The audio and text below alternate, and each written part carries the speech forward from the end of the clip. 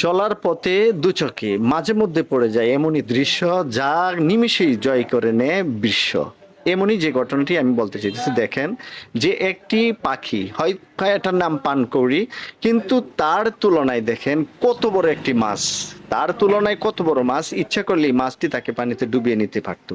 কিন্তু এটা হচ্ছে মহান রাব্বুল আলামিনের এক অশেষ কৃপা।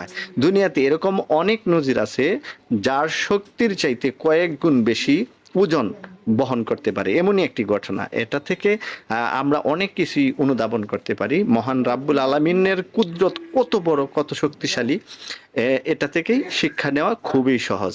আর আবার অনেকে এই এই পাখিটির দ্বারা দুনিয়াতে মাছ শিকার করেও সে দিনাতিপাত চালিয়ে যাচ্ছে। আপনিও ইচ্ছা করলে এটা যদি সংগ্রহ করে তাকে পুষ মানাতে পারেন, তাহলে আপনিও এটার দ্বারা আর্ন করতে পারবেন, ইনকাম করতে পারবেন। দেখেন দিব্যি কেমন ভাবে